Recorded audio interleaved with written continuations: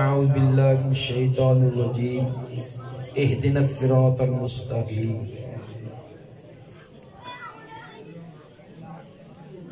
جنہوں نے جانا ہے وہ ایک بار ہی چلے جائیں، بار بار نہ اٹھیں، شاباش آپ نکل جائیں۔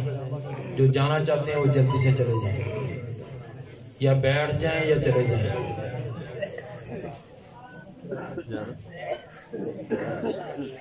ویسے بھی میری تقریر ہو گئی دیسی، آپ نے پہلے بلائتی سنی ہے تو سون حلوے کے بعد گاجر کھانے کا کوئی مزہ تو آتا نہیں ہے، اسی لیے میں نے کہا تھا کہ دعا ہی بہتر ہے۔ ہاں جی، اگرچہ گاجر کا فائدہ زیادہ ہوتا ہے۔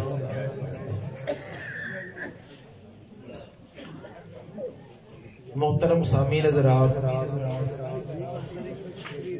علماء کرام نے بہت ساری چیزیں بیان فرما دی ہیں۔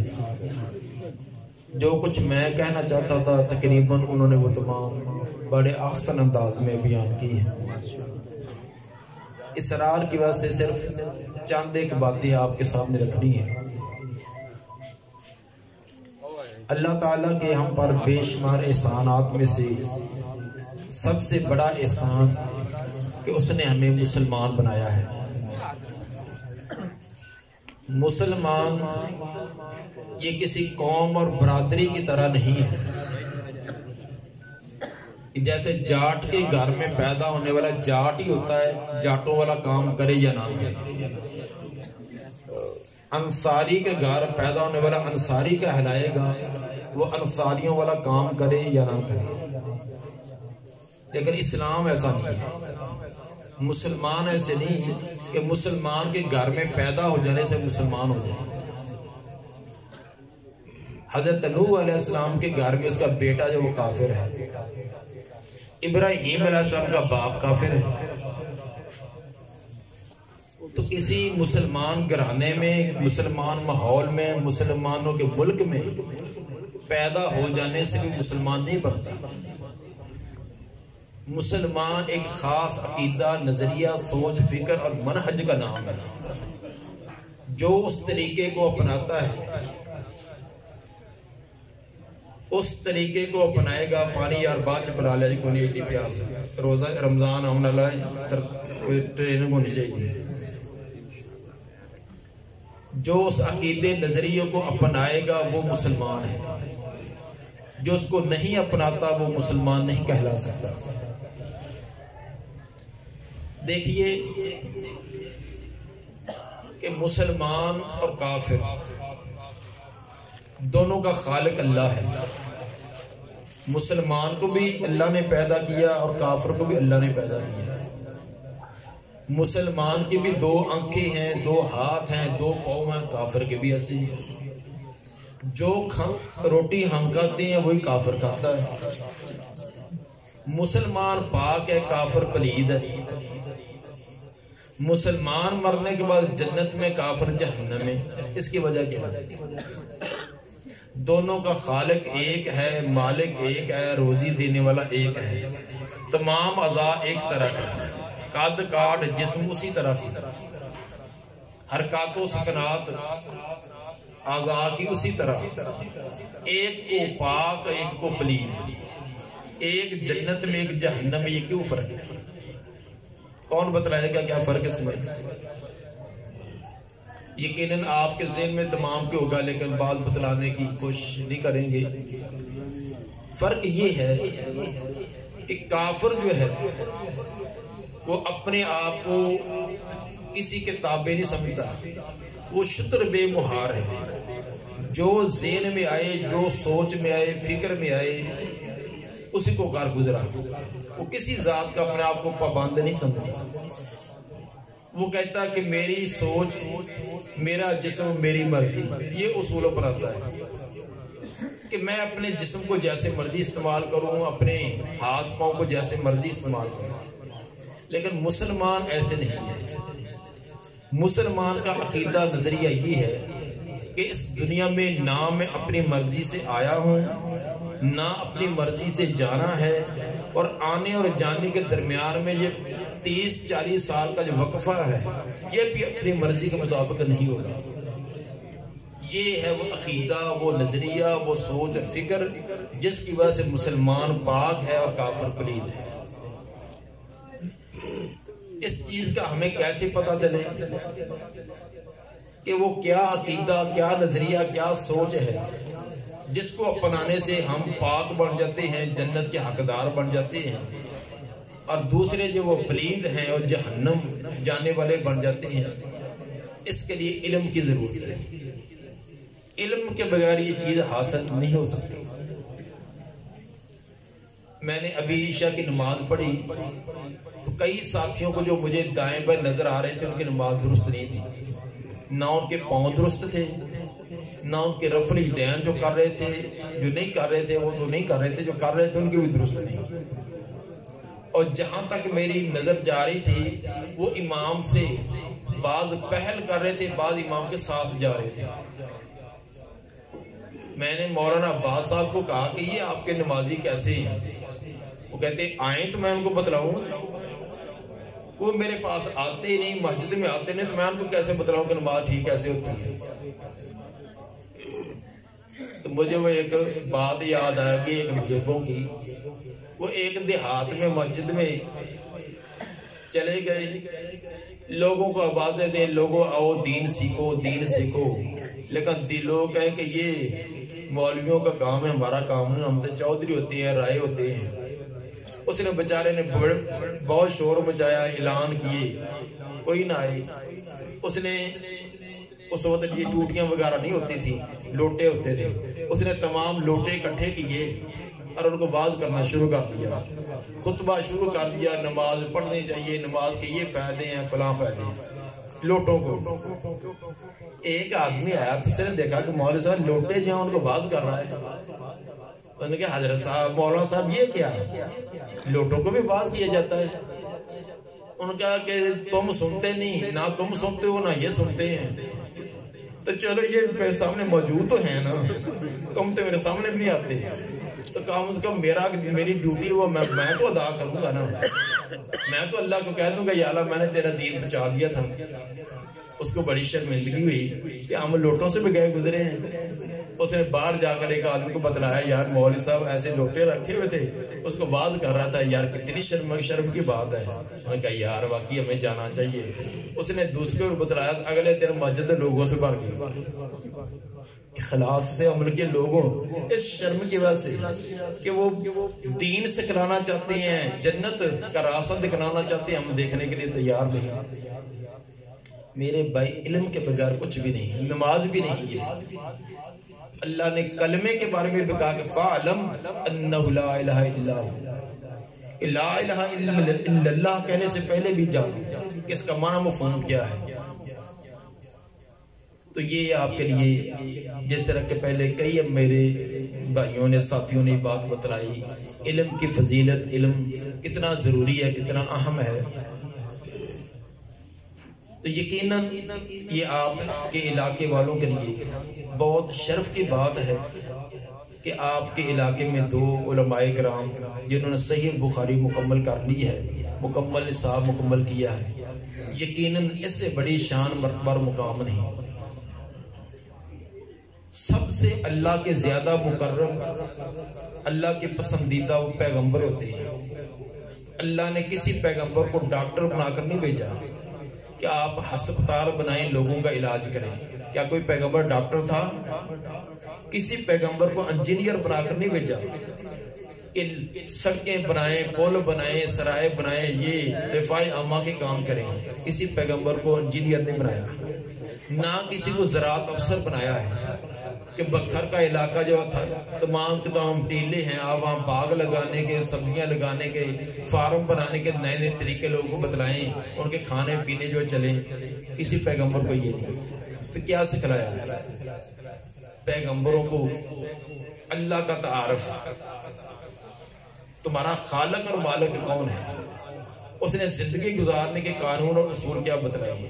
پیغمبروں کو اللہ نے یہ چیز عطا کی تھی، مَن یُرِدِ اللَّهُ خَیْرًا یُفَقِّهْهُ فِی الدِّین، صحیح بخاری کی روایت، جس کے ساتھ اللہ ارادہ فرمائے کہ میں نے اس کے ساتھ خیر بلائی اور بڑی اس کو خوبیاں اور نعمتیں دینی ہیں، اللہ نہ اس کو ڈاکٹر بناتا ہے، نہ ماسٹر بناتا ہے، نہ انجینئر بناتا ہے، اللہ اس کو دیندار بناتا ہے۔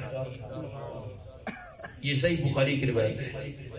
تو میرے بھائی دین سے، دین کے علم سے زیادہ کائنات میں بڑا کوئی اور علم نہیں۔ آپ جانتے ہیں سب سے غلیظ ترین جانور ہمارے معاشرے میں کون سا پایا جاتا ہے؟ کتا پایا جاتا ہے۔ کتنا پلید ہے، کسی برتن میں منہ ڈال جائے تو 7 مرتبہ دھونے کا حکم ہے کہ 7 مرتبہ اس کو پانی سے دھو اور ایک بار مٹی سے منجائی کرو، تب وہ پاک ہوگا۔ حالانکہ کسی اور جانور کے منہ ڈالنے سے اتنی بار دھونے کا حکم نہیں ہے، حتیٰ کہ سور کے بارے میں بھی نہیں ہے۔ سور ہے، چیتا ہے، بندر ہے، وہ بھی کسی برتن میں منہ ڈال جائے تو 7 مرتبہ دھونا اور ایک مرتبہ مٹی سے مانجنے کا حکم نہیں ہے۔ لیکن کتے کے بارے میں ہے، کیونکہ یہ اتنا نجس اور پلید ہے۔ لیکن اسی کتے کو جو اتنا پلید ہے، اس کو 2 لفظ آپ سکھلا دیں، جس کو سکھلایا ہوا کتا کہتے ہیں، اس کو چند لفظ سکھلا دیں اور تکبیر پڑھ کر شکار کے لیے چھوڑ دیں، مالک کے پہنچنے سے پہلے پہلے اس کے پنجوں کا شکار مر جائے، وہ جانور حلال ہے، آپ اس کو کھا سکتے ہیں۔ یہ قرآن میں بھی بیان کیا ہے اور تمام کتب حدیث کے اندر بھی ہے، کسی کا اس میں اختلاف بھی نہیں ہے، کسی دیوبندی، بریلوی، اہل حدیث، شیعہ کا بھی اختلاف نہیں ہے کہ سکھلایا ہوا کتا تکبیر پڑھ کر چھوڑ دیں، وہ شکار کو پکڑے، شکار اس کے پنجوں کے اندر مر جائے، ذبح نہ کیا جا سکے تو شکار حلال ہے۔ لیکن ایک دوسرا کتا جو سکھلایا ہوا نہیں، اس کو ایک بار چھوڑ کر 10 مرتبہ تکبیر پڑھ کر چھوڑے، وہ شکار کو پکڑے، اس کے پنجوں کے اندر مر جائے، وہ شکار حرام ہے۔ وہ بھی کتا ہے، وہ بھی کتا ہے، اس پر بھی تکبیر پڑے گی، اس پر بھی پڑے گی۔ فرق کیا ہے؟ ایک کو سکھلایا ہے، ایک کو نہیں سکھلایا۔ جو سکھلایا ہوا ہے اس کا شکار حلال ہے۔ حالانکہ کتے کو سکھلانے کا معنی اس کو کوئی میٹرک پاس نہیں کرانی ہے، اس کو نہ ایف اے کرانی ہے، صرف اتنا ہی سکھلانا ہے کہ آپ اس کو اشارہ کریں تو شکار کی طرف بھاگے، یا کہ شکار کو پکڑ کر مالک کے انتظار میں رہے۔ یہ 2-4 لفظ سکھلانے ہیں۔ تو اگر پلید ترین جانور ہے اس کو 2-4 لفظ سکھلا دیں تو اس کا شکار حلال ہے۔ تو اگر انسان یہ علم سیکھ لے تو پھر کیا بنے گا؟ اگر انسان یہ علم سیکھے تو کتنا مرتبہ اور مقام ہے۔ جب آدم علیہ السلام اور فرشتوں کا مقابلہ ہوا، فرشتے کہتے تھے ہم بڑے بہتر ہیں، اس کو بنانے کا کیا فائدہ ہے؟ تو اللہ نے مقابلہ کروایا، یہ نہیں کہا کہ چل آدم علیہ السلام سے دوڑ لگاؤ، جو آگے نکلے گا وہ کامیاب ہے۔ نہ کشتی کرائی ہے، نہ فٹ بال اور ہاکی اور نہ کرکٹ کھلائی ہے۔ کیا مقابلہ تھا؟ علم کا، علم کا مقابلہ کرایا۔ ان چیزوں کے نام بتلاؤ۔ فرشتے منہ میں انگلی ڈال کر بیٹھے ہیں کہ ہمیں تو پتہ ہی نہیں ہے اس کا نام کیا ہے۔ آدم علیہ السلام کو بتلایا تو انہوں نے صرف صغیر کی طرح فرفر سے نام دیا۔ اللہ نے فرمایا کہ دیکھا اب یہ آدم علیہ السلام تم سے افضل اور بہتر ہے، سجدہ کرو آپ اس کو۔ مقابلہ علم کا ہے۔ علم کون سا؟ علم فزکس، کیمسٹری، الجبرے کا نہیں ہے، یہ فن ہے، یہ روزی کمانے کا ایک ڈھنگ ہے۔ علم وہ ہے جس سے اللہ کی معرفت حاصل ہوتا ہے، زندگی گزارنے کا اصل طریقہ ہے، وہ علم ہے۔ اس لیے میرے بھائی آپ نے خود بھی اپنی اولادوں کو بھی اسکولوں میں، کالجوں میں لگایا ہے۔ خدا را میں یہ نہیں کہتا کہ یہ آپ نے غلط کیا، ٹھیک ہے آپ نے اچھا کیا، لیکن اگر آپ نے میٹرک کے لیے کتنے سال لگاتے ہیں؟ 10 سال نہیں، کم سے کم 12 سال ہے۔ پریپ ہے، نرسری ہے، پہلی ہے، 3 سال تو وہی لگا دیتے ہیں۔ تو 12 سال 13 سال میٹرک والے کو لگائے، اور میرا خیال ہے کہ آپ کے بیٹے اور بیٹیوں میں سے میٹرک سے کم کوئی بھی نہیں ہوگا، ہر ایک میٹرک سے اوپر ہی ہوں گے۔ اگر ہم اپنے اولادوں کو 10-12 سال جو اسکول کالج میں لگوائے ہیں تو 2 سال 3 سال آپ اس کو دین پڑھنے کے لیے نہیں لگوا سکتے؟ اور کتنے ہیں تو ان کے اولادوں کو سادہ نادرہ قرآن بھی نہ خود پڑھنا آتا ہے، نہ اولاد کو آتا ہے۔ ایک شاگرد ہمارے قاری ذکاءاللہ صاحب، جانتے ہیں آپ، برطانیہ میں ہوتے ہیں، وہ ایک دفعہ ملنے کے لیے آئے تو انہوں نے یہ مجھے بات بتلائی کہنے لگے وہ برمنگم میں ہوتے ہیں برطانیہ کے اندر، برمنگم مشہور شہر ہے، کہتے ہیں کہ وہاں ایک مسلمان ہے، اس کا عجیب واقعہ میں آپ کو سناتا ہوں۔ مسلمان جس طرح نام کا مسلمان ہے، باقی اس کو دین اسلام کا کے ساتھ کوئی طرح خاص تعلق نہیں تھا، بہت امیر ترین، اور اس کا صرف ایک بیٹا تھا۔ اس نے پہلے برطانیہ سے پڑھایا، پھر اس کو امریکہ میں بھیج دیا، وہاں بہت اعلیٰ درجے کی ڈگری حاصل کر کے آیا۔ جب اس کا بیٹا آیا تھا، کچھ ہی ہفتے گزرے تھے تو اس کے والد کو اٹیک ہوا، وہ فوت ہو گیا۔ کہتے کہ ہم تمام مسلمان، ہم نے ایک وہاں کمیٹی تشکیل دی ہے تجہیز و تکفین کرنے کے لیے، ہم نے اس کے کفن دفن کا انتظام کیا، تیار کیا، قبرستان لے گئے، بیٹا اس کا گھر میں بیٹھا ہوا ہے۔ کسی نے کہا بھی آپ کے والد کا جنازہ وہ قبرستان میں پہنچ گیا تو آپ گھر بیٹھے ہیں، آپ نہیں جنازے میں جائیں گے؟ تو بیٹا کہنے لگا مجھے پتہ ہی نہیں کہ کیا کرنا، تو مجھے جانے کا فائدہ کیا ہے، میں ٹائم ہی ضائع کروں گا، ویسٹ ہوگا، مجھے پتہ ہی نہیں وہاں جا کر میں نے کیا کرنا ہے، تو اس لیے میرے جانے کا فائدہ کیا ہے۔ یہ ایک واقعہ نہیں، ہمارے گھر میں ہر ایک کا واقعہ ہے۔ اگر نہیں ہے تو ابھی جا کر یا صبح کو اپنے چاروں بیٹوں کو بٹھانا، ان کو پوچھنا کہ بیٹا ہاں بھی اگر میں فوت ہو جاؤں تو مجھے غسل دینے کا طریقہ کیا ہے، کیسے غسل دو گے؟ میرا خیال کہ آپ میں سے جو بیٹے ہیں ان کو غسل کا طریقہ آتا ہے، میت کو غسل دینے کا کیا طریقہ ہے؟ ذرا ہاتھ کھڑا کریں، کس کس کو آتا ہے؟ علماء کی بات نہیں ہے، علماء کی بات نہیں ہے، ہم دوسرے لوگوں کی بات ہے۔ صحیح سے بتلائیں، مسجد میں ہے کہ میت کو غسل دینے کا کس کس کو طریقہ آتا ہے؟ وہ ایک بابا جی نے کیے تو اس نے ڈرتے نیچے کر لیے کہ پوچھنا لیا جائے، پوچھنا نہیں ہے۔ اب حال یہ ہے کہ آپ میں سے کسی کے اندر بھی اتنے اعتماد نہیں ہے، کسی کو ٹوٹا پھوٹا آتا ہے تو اس کے اندر اعتماد نہیں کہ یہی طریقہ یا اور ہے۔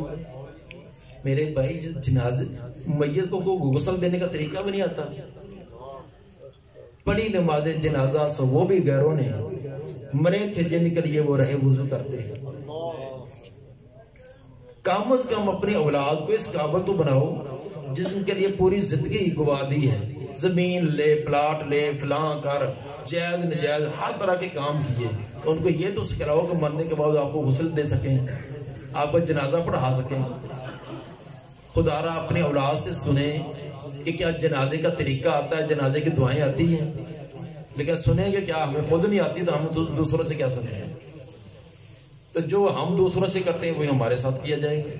جیسے ہم منہ رکھنے کے لیے جاتے ہیں، ہم میت کے فائدے کے لیے یا اپنے فائدے کے لیے نہیں جاتے، ہم سے منہ رکھنے کے لیے، وہ ہمارے جنازے میں آ گیا تو ہم ان کے چلے جاتے ہیں۔ اسی طرح یہ مولانا عبدالرزاق ساجد صاحب فیصل آباد کے ہمارے مشہور خطیب ہیں، آپ نے سنے بھی ہوگے، انہوں نے ایک بار یہ واقعہ سنایا تو بعد میں پھر ان سے تصدیق کی۔ انہوں نے اس وقت تصدیق کی تو تقریباً 1 مہینہ پہلے ہمارے ایک جگہ پروگرام تھا، تو آتے ہوئے اس نے پھر وہ ان کو یاد تھا تو اس نے پھر مجھے واقعہ یاد کروایا۔ وہ کہتے ہیں کہ ہمارا بہاول نگر ہماری رشتہ داری ہے، ایک گاؤں دور درازے کے گاؤں ہے، جیسے بکھر کے اندر یہ 6 چک دور ہے، میرے لیے تو بہت ہی دور ہے جی۔ تو میں تو آپ پہلے راستے میں کہہ رہا تھا کہ یہ طالب علم جو نا 1-2 دن لیٹ ہو جائے نا تو ان کو سزا نہیں دینی چاہیے۔ آج پتا چلا کہ یہ واقعی اتنی دور سے بچارے جاتے ہیں اور یہ واقعی بڑی قربانی ہے۔ تو وہ کہتے ہیں کہ وہ ہمارا ایک عزیز فوت ہو گیا، تو جنازے میں جیسے جاتے ہیں تو میں بھی پہنچا۔ جب میں پہنچا ہوں تو اس کو غسل دیا جا رہا تھا۔ غسل جیسے ہمارے ہاں وہ تمام دائرہ بنا کر کھڑے ہوتے ہیں، کوئی کہتا ہے لوٹا پا، کوئی کہتا ہے پانی پا، کوئی کہتا ہے فلاں کر، کرنے والا ایک ہوتا ہے، 20 مشورہ دینے والے ہوتے ہیں، اس کو کملہ کیا ہوتا ہے۔ دفن کے وقت بھی ایسے ہی ہے، تو فلاں کر، یہ فلاں کر، خود نہیں کرنا، ہر ایک یہ کوئی حوالہ دے گا کہتا کہ پتہ چلے کہ مجھے بھی پتا ہے، حالانکہ پتہ انہیں کچھ نہیں ہوتا۔ صرف ایسے نا اپنا ایک درمیان میں بات اٹکانی ہوتی ہے تاکہ لوگوں کو پتہ چلے کہ یہ بھی کوئی دین کا مطالعہ کرتا ہے۔ تو دین کا مطالعہ ہے کہ بیچارے یہ نہیں پتا کہ سبحانک اللہ کیویں پڑھنی ہے، یہ بھی نہیں پتا۔ کہتے ہیں کہ وہ لوگ ارد گرد کھڑے، ایک آدمی غسل دے رہا ہے. میں بڑا حیران کہ غسل کا طریقہ کوئی مسنون نہیں، ایسے ہی الٹا سیدھا، کوئی کبھی ادھر ہاتھ مار دیا، کبھی ادھر ڈال دیا، کبھی ادھر. نہ اس آدمی کی شکل مسلمانوں والی، نہ غسل مسلمانوں والا. چونکہ میں کب مہمان کے طور پر گیا تھا اور درمیان میں پہنچا تھا، اب میں کوئی بات کر نہیں سکتا تھا. میں خاموشی سے کھڑا رہا، دیکھتا رہا کہ یہ کیا کرتا ہے. اس نے الٹا سیدھا اس کا غسل کرایا. غسل کرانے کے بعد وہ علیحدہ ایک جگہ ہوا، میں اس کے قریب گیا تو میں نے دعا سلام کی. مجھے تو نہیں پتا تھا کون ہے. کرنے کے بعد میں نے پوچھا بھائی آپ کون ہیں، کس مسلک سے تعلق ہے؟ وہ کہتا میں مسیح ہوں. مسیح جانتے ہیں؟ میں عیسائی ہوں. کہتے میں بڑا حیران کہ ایک مسیح ایک عیسائی آدمی نے مسلمان کو غسل دیا. تو میں نے کہا کہ آپ نے غسل دیا تو مسلمان غسل نہیں دیتے ادھر. وہ عیسائی کا جواب سنا. عیسائی کہنے لگا کہ انہاں لوکاں نے مینوں رکھیا ہے غسل دینے واسطے، یہ مسلمان کہندے سن غسل دینا نہیں آتا. اے میں انہاں دے مردیاں نوں غسل دے دیندے، اے میں ہاڑی سامنے دے تعاون کر دیندے، میرا بھی کام چلیا ہوا. عیسائی کہتا ہے کہ مسلمان کہتے ہیں ہمیں غسل دینا نہیں آتا، تو انہوں نے مجھے رکھا غسل دینے کے لیے. یہ مولانا عبدالرزاق صاحب ابھی بھی حیات ہیں، فون کر کے بھی آپ پوچھ سکتے ہیں. یہ ان سے واقعہ کبھی آئے تو ان سے پوچھ لیں. یہ ان کا آنکھوں دیکھا واقعہ. آپ ایک جگہ میں نے ایسے بیان کیا تو لوگ بعد میں کہنے لگے مولوی صاحب تو جھوٹ بول دے ہو سکتا ہے. میں کہا اتنے بیٹھو، میں تو سکے میں غسل دیتا جاتا ہے. جیسے میں نے کہا نا ہاتھ کھڑا کرو، یہی حال ہر ایک کا حال یہی ہے. پتہ ہی نہیں کسی کو. میں تو یہ کہا کرتا ہوں خود اپنے آپ کو غسل دینے کا بھی بات نہیں پتا. 4 بچے ہو گئے، ان کو پتہ ہی نہیں غسل کیسے کہتے ہیں. کہتے ڈوبی رہا یہ کھالے دے تو بس پاک ہو گئے. ان کو یہ بھی نہیں پتا کہ غسل دینے کا اپنے آپ کو غسل کیسے دینا ہے. میرے بھائی دین سے جہالت کتنی ہے. تو نہ ہم نے خود پوری زندگی دین سیکھا ہے، نہ اپنے اولادوں کو سکھلایا ہے. تو یہ آپ کے لیے ایک راستہ کھلا ہے. بعض لوگوں کی ہوتا ہے کہاں بھیجیں، کہاں مدرسہ ہوتا ہے، کیا طریقہ ہوتا ہے. اب آپ کو وہ ادھر بھی ختم ہو گیا. اب آپ یہ نہیں کہیں گے کہ ہمارا گاؤں بہت دور تھا، ایک بڑے پسماندہ علاقے میں رہتے تھے، ہمیں تو پتہ نہیں تھا. تو اب اللہ نے وہ ادھر بھی ختم کر دیا. اللہ فرمائے گا تمہارے محلے میں گلی میں مولانا صاحب روزانہ جمعے میں آگے پیچھے. ویسے نظم ادا انہوں نے بہت شوق ہے نا، نظم کے ذریعے بھی ایک انہوں دی نظم وہ بھی ہوتی ہے کہ تجھے دے کے قبر میں لے جائیں گے، جنگل میں لے جائیں گے. تو وہ بھی ان تو سنائی ہوئی بار بار. بہرحال اپنی اولاد کے بارے میں ان کا سوچیں، نہ اپنی زندگی تباہ کریں نہ ان کی تباہ کریں. قیامت کے دن پوچھا جائے گا کلکم رائن وکلکم مسئول عن رعیتہ. صحیح مسلم کی روایت ہے تم میں سے ہر ایک، بلکہ صحیح بخاری کے بھی اندر یہ روایت ہے کہ تم میں سے ہر ایک نگہبان ہے. جیسے بکریاں چرانے والا، وہ جو پہلے دور میں غلام ہوتے تھے اپنے مالک کی بکریاں، تو شام کو جا کر ایک ایک بکری کا حساب دیتا ہے. یہ لنگڑی کیوں ہے، یہ بھوکی کیوں ہے، یہ اس کو کیوں ہے. اس نے ہر ایک کا جواب دینا ہے. اگر اس کی کوئی کمزوری ہوتی تو مالک کی طرف سے اس پر سختی ہوتی. آپ نے فرمایا کہ تم میں سے اسی طرح بکریاں چروانے والے رائی کی طرح ہے. قیامت کے دن ہر ایک سے پوچھا جائے گا تیری بیوی تھی، 2 بیٹے تھے، 3 بیٹیاں تھی، بتلا دین کے بارے میں ان کو کیا کیا. بیوی کو تو اگر ایک دن نمک مرچ کم ہو جاتا تو ڈنڈا پکڑ لیتا تھا. تو کبھی نماز نہیں پڑھی تھی، ہفتوں کے ہفتے نہیں پڑھی تھی، کبھی کہا تھا. یہ پوچھا جائے گا. خود نمازی بن جانا. بہت سارے لوگ خود بڑے نمازی ہیں، صف اول کے، اذان بھی کہیں گے، تہجد کی بھی اذان، لیکن بیوی بے نماز ہے، اولاد بے نماز ہے. تو کہنا تو ہمارے ذمہ ہے نا. یہ کہہ دینا کہ حضرت نوح علیہ السلام کا بیٹا بھی تو کافر ہی تھا نا. لیکن ٹھیک ہے کافر ہے، لیکن انہوں نے اپنے بیٹے کو سمجھانے کے جتن کتنے کیے تھے. ہر طرح کی کوشش انہوں نے کی ہے. آخری دم تک جب لہریں آ رہی ہیں غرق ہونے کے قریب، اس وقت تک بھی کوشش کی ہے. اس لیے کم از کم اپنی پوری کی پوری کوشش کریں. کتنی کریں؟ خدا نہ خواستہ آپ کے گھر کو آگ لگے، آپ کا بیٹا اندر ہو، آپ کی بیوی اندر ہو، آپ بچانے کی کتنی کوشش کریں گے یا نہیں؟ نہ آپ کو اپنے کھیت کا پتہ ہے، نہ ٹریکٹر کا پتہ ہے، نہ گاڑی کا، نہ کھانے کا، نہ پینے کا، صرف ایک ہی دھن ہوگی کہ میری بیوی، میرا بیٹا، میری بیٹی کیسے بچ جائے۔ حال واویلا کریں گے میرے بھائی، دنیا کی آگ سے بچانے کے لیے یہ کوشش ہے، نہ تجھے ملازمت کا خیال، نہ تجھے گاڑی کا، نہ کھانے کا، نہ پینے کا۔ تو جہنم کی آگ سے بچانے کے لیے کتنی کوشش ہے۔ وہ صرف ایک در ٹمپریری سا کہہ دیا، دور سے کہہ دینا اور نکاح اٹھ بھی اذان ہو گئی ہے، بس ہوں نکاح اٹھے جنا اٹھے، اور ہم سمجھ لیتے ہیں ایک بار کہہ کر نا دور سے میرا فرض ادا ہو گیا۔